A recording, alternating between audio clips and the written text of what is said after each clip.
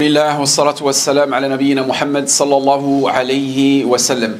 Allah subhanahu wa ta'ala nous donne énormément d'exemples, énormément de paraboles dans le Coran. Et c'est pour cette raison que lorsqu'Allah subhanahu wa ta'ala dans l'un de ses versets nous dit « Je vous ai donné comme exemple, je vous ai cité comme parabole ceci, cela », il faut s'arrêter à ce verset, il faut le méditer. Et Allah subhanahu wa ta'ala à plusieurs reprises nous donne des exemples de ses prophètes. Il nous donne l'exemple de Nuh alayhi salam ou par exemple l'exemple de Lut alayhi salam. Et lorsqu'il nous parle de Nuh et de Lut alayhi salam, il va nous parler d'une caractéristique qui est très méprisable, qui est très péjorative, dont chacun de nous, en réalité, devra demander à Allah subhanahu wa ta'ala de nous prémunir de cette caractéristique-là. Et qu'en réalité, même si nous vivons très très proches des musulmans, si nous vivons très très proches de ces lieux de spiritualité, le musulman, sans s'en rendre compte, il peut être touché par ce caractère méprisable. Allah subhanahu wa ta'ala, il nous dit, il vous a cité comme parabole l'exemple de Nuh et l'exemple de Lut. Et lorsqu'il va nous donner un exemple concernant Nuh et Lut, systématiquement Allah subhanahu wa ta'ala, dans ce verset-là, il nous fait un lien. Il nous fait un lien des personnes qui seront les plus proches de Nuh et de Lut alayhi salam, et ce seront ses épouses. Et lorsqu'il va nous mentionner ce verset, Allah subhanahu wa ta'ala va nous parler de trahison. Donc la plupart d'entre nous, lorsqu'on pense à la trahison entre un époux et une épouse, on pense à cette fameuse trahison conjugale. Alors que dans ce verset, en aucun cas, Allah subhanahu wa ta'ala accorderait à ses prophètes une épouse qui serait tout simplement, on va dire, qui aurait accompli un acte d'adultère ou un acte de fornication, comme l'a mentionné Ibn Abbas. En aucun cas, cela serait possible. Et en réalité, ce verset, c'est aussi un conseil aux épouses du prophète Mohammed sallallahu alayhi wa sallam, que malgré votre proximité du prophète sallallahu alayhi wa sallam, en aucun cas cela pourrait vous être utile si votre foi n'est pas en conformité avec vos actes. Donc Allah subhanahu wa ta'ala dit daraballahu mathala lilladina kafaru. Donc Allah subhanahu wa ta'ala il cite une parabole pour ceux qui ont mécru. ضرب الله مثلا للذين كفروا امرأة نوح وامرأة لوط كانتا تحت عبدين من عبادنا صالحين فخانتاهما فلم يغني عنهما من الله شيئا وقيل ادخلا النار مع الداخلين. Allah subhanahu wa ta'ala nous donne l'exemple de ces deux épouses. Certains mufassirin nous ont dit la première, celle de Nuh, elle s'appelait Wa'la, et la deuxième, celle de l'autre, elle s'appelait Wahla. Ces deux épouses, comment est-ce qu'elles ont pu trahir ces deux prophètes, Nuh et Lut? Elles les ont trahis tout simplement dans une trahison religieuse. C'est-à-dire, la façon dont elles se comportaient avec ces deux prophètes, elles le trahissaient dans son dogme, elles le trahissaient dans sa pratique religieuse. Parce que Nuh alayhi salam et Lut, c'était des prophètes qui appelaient Allah subhanahu wa ta'ala. Donc la première, Wa'la, elle avait pour habitude, lorsque Nuh alayhi salam appelait Allah subhanahu wa ta'ala, aucune personne croyait en Nuh alayhi salam, elle disait à tout le monde, derrière son dos, mon mari c'est un fou, mon mari il est touché par une folie, mon mari ne sait pas ce qu'il dit. Ou bien, si elle voyait que énormément de personnes s'intéressaient à la religion d'Allah subhanahu wa ta'ala, elle allait en cachette. Et elle prévenait les tyrans, dans le but de dissuader les gens de suivre Nuh alayhi salam. Et elle faisait tout cela par derrière, parce qu'en apparence, elle faisait croire à son mari, qui était un prophète, elle lui faisait croire qu'elle était musulmane. Mais en réalité, elle était totalement hypocrite. Elle cachait au fond d'elle cette mécréance. Et Wahla, elle qui était l'épouse de Lut alayhi salam, elle, ce qu'elle faisait à chaque fois que Lut il recevait des invités, et vous savez à l'époque prophétique, lorsque tu recevais des invités, ce n'était pas dans le but, comme aujourd'hui les invitations qu'on nous avait, c'est dans le but de parler d'Allah subhanahu wa ta'ala, et d'inviter ces gens-là à la religion d'Allah subhanahu wa ta'ala. Et à chaque fois qu'il recevait des invités, dans le but de le trahir, ce qu'elle faisait, c'est que si ces invités venaient en cachette le soir, elle allumait un feu pour que les gens sachent que l'autre est en train d'appeler à Allah subhanahu wa ta'ala.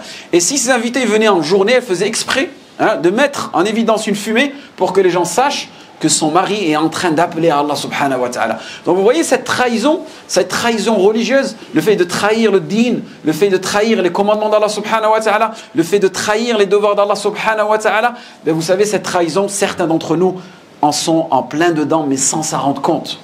Parce que cette hypocrisie qui est au fond de nous parfois, elle ne nous permet pas de distinguer cette caractéristique qui est la trahison. Et c'est pour cela qu'il va être très très important de se maintenir, surtout ces 2 dernières semaines qui vont arriver, parce que vous savez, c'est une période qui va être assez critique pour les musulmans, car c'est une période où certaines personnes vont enlever leur masque, certaines personnes, elles vont fléchir, certaines personnes, elles vont diluer les fondements religieux sans qu'elles se rendent compte, dans le but, entre guillemets, de s'assimiler, dans le but, entre guillemets, de respecter les autres, dans le but de, soi-disant, respecter cette coexistence, on va dire, se vivre ensemble. Donc, on va tout simplement essayer de s'assimiler. Et ça, c'est une très, très grande trahison envers notre dîne, en réalité. Parce que ces fêtes païennes qui sont célébrées en ce moment, en réalité, elles viennent détruire le dogme du musulman. Mais certaines personnes, pour elles, te disent, mais non, il n'y a pas de mal. Il n'y a pas de mal. Et vous savez que, en réalité, le fait de imiter un peuple, petit à petit, on en fait partie. Et nous, peut-être, on ne s'en rend pas compte parce qu'on est dans notre cocon, mais durant cette fin d'année, ces 2 semaines qui vont arriver, énormément de musulmans quittent l'islam et utilisent cette opportunité-là, ces célébrités-là, pour eux aussi manifester leur nouvelle foi, wal-iyadu billah. Et peut-être que nous, peut-être, on se dit, non, mais on est loin de cela. Mais en réalité, énormément de musulmans, ces 2 dernières semaines, vont trébucher, wal-iyadu billah. Pourquoi? Tout simplement parce qu'il y a eu cette trahison. Le fait d'avoir trahi le devoir d'Allah subhanahu wa ta'ala. Et cette trahison, parfois, elle peut être de raisons mondaines ou par tout simplement le suivi de nos passions. Et c'est pour cela qu'il va falloir redoubler ses efforts. C'est-à-dire que le musulman, en aucun cas, il doit manifester durant ces 2 semaines-là tout type d'approbation concernant ces fêtes-là. Que ce soit d'une façon commerciale, que ce soit d'une façon amicale, que ce soit d'une façon, on va dire, morale. Car le musulman, il doit se préserver de ces contradictions religieuses dans lesquelles énormément d'entre nous vivent en ce moment. Ensuite, Allah subhanahu wa ta'ala, dans le Coran lui-même, il dit « Ya ayyuhalladhina amanu, la takhunu Allah wa rasoul, wa takhunu amanatikum wa antum ta'lamun » Oh, vous, ceux qui avez cru, ne trahissez pas Allah et son messager. Et ne trahissez pas ces dépôts qu'Allah subhanahu wa ta'ala vous a accordés. Et en plus, vous le savez. Donc, cette trahison, Allah subhanahu wa ta'ala nous l'a interdit. Donc, la trahison fait partie des grands péchés. Mais le problème, c'est quoi? C'est que cette trahison, on peut y vivre, on peut la consommer sans s'en rendre compte, parce qu'elle fait partie des caractéristiques de l'hypocrite. Le messager sallallahu alayhi wa sallam nous dit « Arba'un man kunna fihin kana munafiqan khalisan » Celui qui a pu comptabiliser ces 4 caractéristiques, il est clairement hypocrite. Clairement hypocrite. Wa man kana fihi khaslatun min hadhihi al-khisal al-arba'a fakanat fihi khaslatun min an-nifaq hatta yada'a. Et si tu as l'une de ces caractéristiques, tu as l'une des caractéristiques de ces hypocrites jusqu'à ce que tu t'en débarrasses. Quelles sont ces caractéristiques? La caractéristique de l'hypocrite, c'est celui ida haddatha kadab. C'est-à-dire, si il est amené à s'exprimer, il ment systématiquement. Il ment comme il respire. Wa ida ahada khan. C'est-à-dire que si il met en avant une promesse, il promet quelque chose à quelqu'un, il trahira. Wa ida tumina khan. Et s'il se sent en sécurité, il trahit. Et s'il est amené à se disputer avec toi, ou s'il est amené à débattre sur un sujet avec toi, il explosera de colère. Donc ces quatre caractéristiques, et la troisième spécifiquement, lorsqu'il se sent en sécurité, il trahit. Combien de musulmans, lorsqu'ils se sentent en sécurité avec des non-musulmans, ils trahissent notre dîn, ils trahissent nos principes, ils vont jusqu'à même dénigrer la religion. Et parfois c'est juste à travers des blagues, entre guillemets. Parfois, ils font de cela un spectacle. Un spectacle dans lequel tous les musulmans vont s'y rejoindre. Celui qui va faire le comique, entre guillemets, ce sera un musulman. Et les blagues, elles sont faites que sur notre religion, sur le dîn. Et quelque part, on est en train tout simplement de dénigrer notre dîn. On est en train de dénigrer cette valeur religieuse, cette valeur dogmatique. Peut-être sans s'en rendre compte, wal-iyadu billah. Et c'est pour cela qu'il va falloir vraiment faire attention, que le musulman, il doit préserver au maximum cette religion et en aucun cas, il doit être un traître. Naam. Il y a une autre forme aussi de trahison qu'on peut retrouver au sein de la maison. C'est par exemple, l'homme, il vit avec une femme qui ne prie pas. Et pour lui, c'est tout à fait normal d'avoir des enfants et de vivre avec elles. Ben, lui aussi, c'est un traître quelque part. Il a trahi son dîn. Il sait qu'elle ne prie pas, il ne dit rien, il ne fait rien. Ou il ne fait pas les efforts suffisants. Ou pareil, une épouse, elle a son mari qui ne prie pas. Ben, c'est une forme de trahison aussi. Ou pareil, une personne qui se lève le matin, qui va accomplir sa prière, ni il réveille son épouse, ni il réveille ses enfants. Ou dans le sens inverse. C'est une forme de trahison aussi. Le fait de délaisser aussi l'enseignement religieux, c'est une forme de trahison. Pourquoi ? Parce que quand vous avez dit « Ashhadu an la ilaha illallah wa ashhadu anna Muhammad Rasulullah », en réalité c'est un dépôt, c'est une amana, c'est une responsabilité qu'Allah subhanahu wa ta'ala vous a donnée. Et vous l'avez accepté. C'est toi qui as accepté ce dépôt-là. « Inna aradna al-amanata ala as-samawati wal-ardi wal-jibal, fa-abayna an yahmilnaha wa ashfaqna minha wa hamalaha al-insan. Wa hamalaha al-insan. Innahu kana zaluman jahula. » Et l'être humain, il a accepté ce dépôt. Allah subhanahu wa ta'ala, il a proposé ce dépôt aux cieux et à la terre. Ils l'ont refusé, dû à sa lourdeur. Mais l'être humain, il l'a accepté. Donc si tu as accepté ce dépôt, il faut que tu le respectes. Il faut que tu sois fidèle.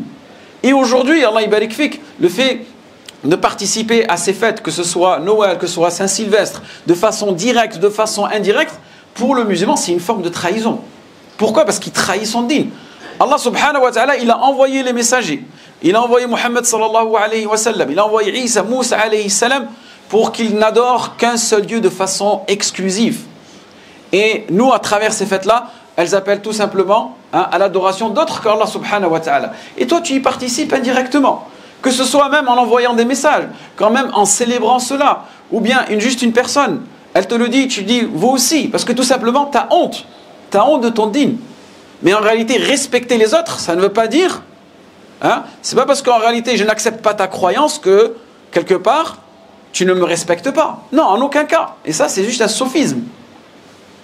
C'est-à-dire, c'est une incompréhension. C'est une fausse idée reçue. C'est pas parce que je ne te le souhaite pas que je ne te respecte pas.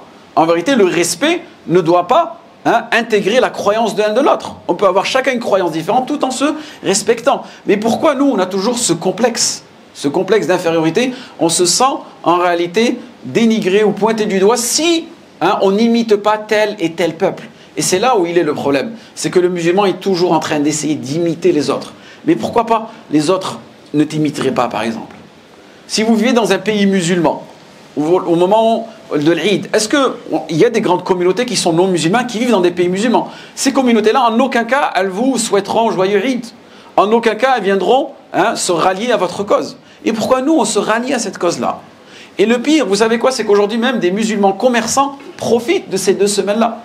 Profitent de ces moments-là pour exploser leurs ventes. Ben ça aussi, c'est une forme de trahison. Pourquoi? Parce que tout simplement, tu es en train de trahir la communauté de Muhammad sallallahu alayhi wa sallam. La communauté de Muhammad sallallahu alayhi wa sallam, elle est contre toutes ces, on va dire, ces erreurs dogmatiques. Et toi, tu es là, quelque part, et tu mets en avant que quelque part, oui, tu t'assimiles à cela, et tu es complaisant face à cela, et quelque part, tu es en train tout simplement de diluer.